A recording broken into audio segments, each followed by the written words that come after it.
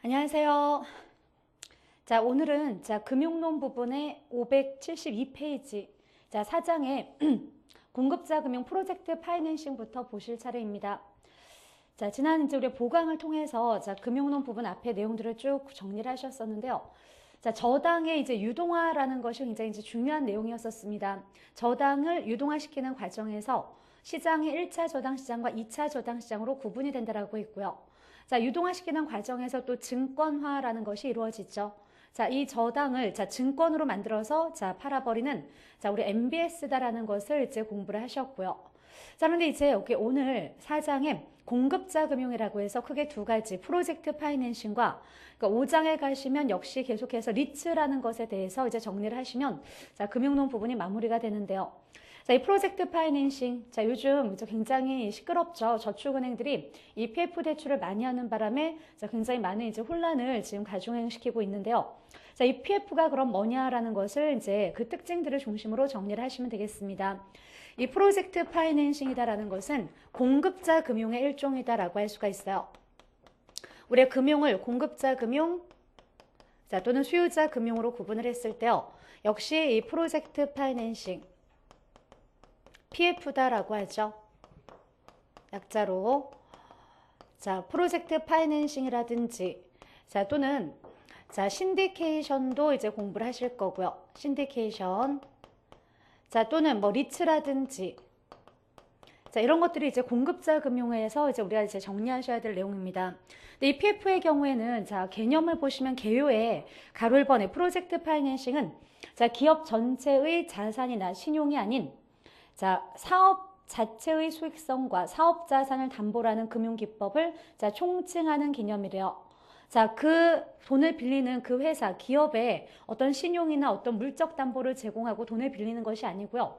그 사업성, 그 프로젝트의 사업성을 근거로 해서 자금을 조달하는 형태를 우리 PF다라고 얘기를 해요. 그래서 가로 2번의 사업 시행자의 원리금 상환액은 해당 사업에서 발생하는 현금 흐름에만 의존을 하고요. 또 사업의 위험성이 크기 때문에 자금을 대는 측과 공동사업 형태다. 우리 이 프로젝트 파이낸싱이라는 것을 크게는 이렇게 부르기도 해요. 조인트 벤처다. 조인트 벤처의 한 형태로서 보는 것이 PF다라고 할 수가 있습니다. 근데 이 조인트 벤처라는 표현이요. 공동사업이다라고 생각하시면 되죠. 우리 흔히 뭐 조인한다 이런 표현을 쓰잖아요. 그죠? 몇 개의 기업 간에 같이 조인을 해서 공동으로 벤처를 이제 기업을 회사를 형성한 것을 조인트 벤처다라고 하는데요. 그 조인트 벤처의 한 형태가 바로 이 프로젝트 파이낸싱이다라고 할 수가 있습니다. 그래서 결국 공동으로 같이 개발 사업을 하는데 그러면 주로 누구와 누가 그죠? 같이 조인을 해서 공동으로 개발 사업을 하는 형태냐면요.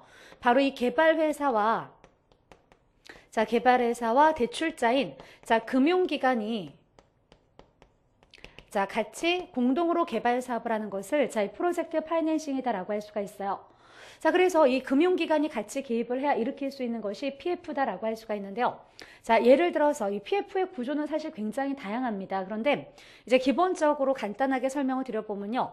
여기에 이제 어떤 A라는 개발회사가 있어요. 개발회사. 우리가 뭐 이제 사업주죠, 뭐 스폰서다라고도 얘기를 하는데요. 근데 이 개발회사가 별로 신용이 좋지 않더라는 얘기예요. 그래서 지금 자금을 조달하는데 자금을 조달하기가 굉장히 어려울 수밖에 없고요. 또 돈을 누군가가 빌려준다라고 해도 굉장히 높은 이자를 요구할 수밖에 없어요. 근데 A라는 개발회사 조금 신용이 좋지 않은 상태에서 여기저기 그런 많은 사업들을 하고 있겠죠. 그런데 어떤 지역에 하고 있는 K라는 사업이요. 이 프로젝트가 K라는 프로젝트가 누가 보더라도 굉장히 우량 사업이더란 얘기예요. 그럼 이 사업에는 투자자들이 관심이 있는 거죠. 이 사업은 잘만 하면 돈이 될 것 같아요. 성공적으로만 끝난다면, 그죠? 그런데 요 K라는 요 사업은 마음에 있지만, 관심이 있지만 이 사업을 하는 주체가 누구죠? A라는 개발회사 마음에 들지 않는 거죠. 그러니까 사업이 아무리 좋다라고 해도 그 개발 주체가 마음에 들지 않으니까 투자자들이 투자를 해주려고 하지 않습니다. 이럴 때 이제 어떻게 해버리냐면요. 이 A라는 개발회사가 K라는 프로젝트를 딱 둘을 절연을 시켜버려요. 딱 절연시키기 위해서 중간에 프로젝트 컴퍼니, 프로젝트 회사라는 것을 별도로 이렇게 설립을 해버립니다. 그래서 결국 이 K라는 이제 프로젝트가 누구 명의로 개발이 이루어지냐면, 프로젝트 회사, 이 자기업이죠. 이 회사 명의로 개발이 이루어지더란 얘기요. 절연시키기 위한 목적이죠. 어떤 원리와 똑같으냐면요. 우리가 자, ABS 설명드릴 때요. ABS에서도 ABS를 발행하기 위해서 중간에 반드시 뭘 설립해야 된다라고 했었죠. SPC라는 특수목적 회사를 설립을 했었죠.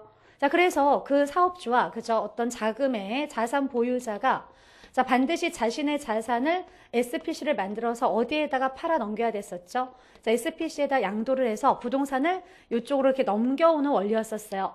역시 이 SPC 역시 자산의 보유자와 그 자산을 절연시키기 위한 것이 목적이었었는데요. 똑같은 원리다라고 할 수가 있어요.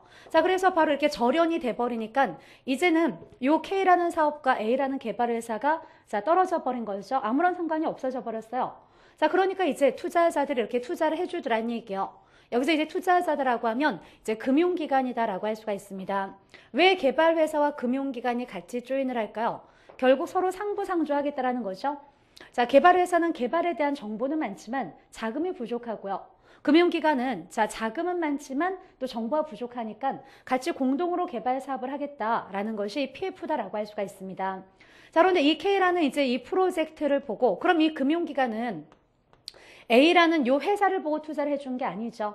요 사업의 사업성을 보고 투자를 했다라는 것을 첫 번째 주의를 하셔야 돼요. 즉, 이 A라는 개발회사가 뭔가 자신의 신용을 담보로 또는 어떤 물적 담보를 막 제공하면서 돈을 빌리는 개념이 아니고요. 자, 결국 요 A라 K라는 요 프로젝트의 사업성을 담보로 해서 자금을 조달하는 것을 PF다라고 생각을 하셔야 됩니다. 때문에 이렇게 딱 절연이 되었기 때문에요. 만에 하나 A라는 개발회사 서로 파산을 해버렸다라고 해도요. 요 사업은 이제 안전해질 수 있는 거죠. 자, 그래서 결국은 이 투자자들을 보호할 목적으로 절연을 시켰다라고 생각하시면 돼요. 자, 그래서 첫 번째는 우선 자, 어떤 개발회사가 반드시 물적 담보를 제공하는 것이 아님을 주의를 하셔야 돼요. 그 개요 1번에서 나왔던 것처럼 오로지 그 사업의 사업성을 담보로 해서 자금을 조달하는 것을 자, 프로젝트 파이낸싱이다라고 생각을 하셔야 됩니다.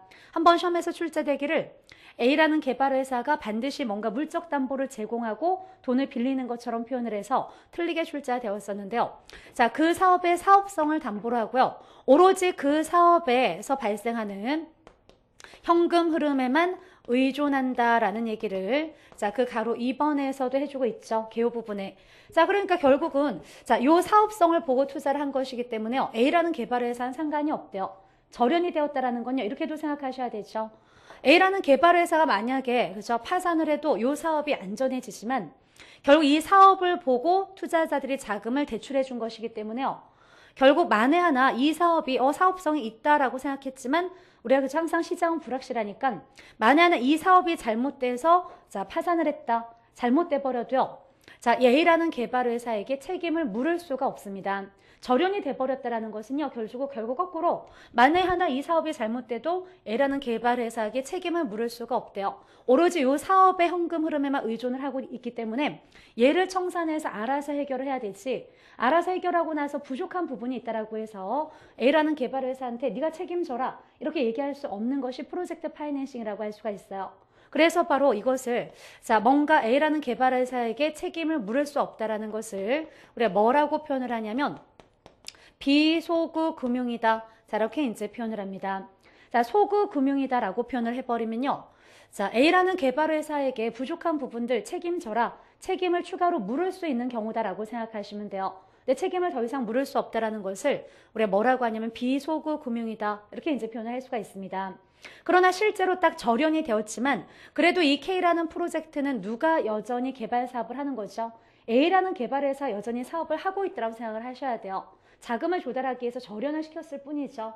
자, 그런데 만에 하나 얘가 아무런 책임이 없다라고 해버리면요. 사업을 대충 해버릴 수도 있는 거죠. 도덕적 해이라는 문제가 발생하기 때문에 실제로 시장에서는 현실적으로는요. 우리가 이론적으로는 비소구 금융이다 이렇게 얘기를 하지만 현실적으로는 실제 시장에서 어느 정도 책임을 물을 수 있는 자, 제한적 소구 금융의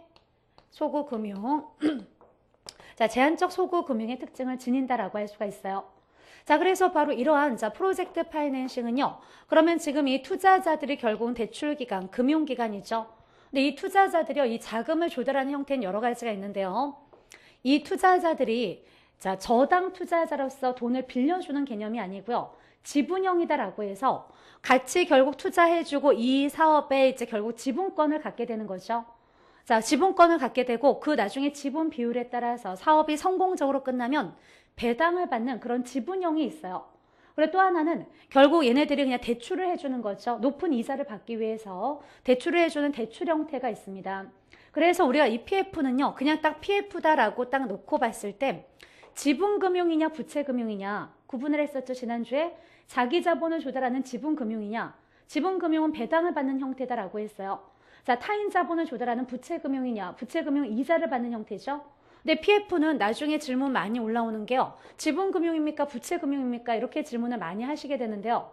PF는 어떻게 자금을 조달하는 형태가 어떻게 이루어졌냐에 따라서 지분금융도 될 수 있고 부채금융도 될 수 있다고 생각을 하셔야 돼요.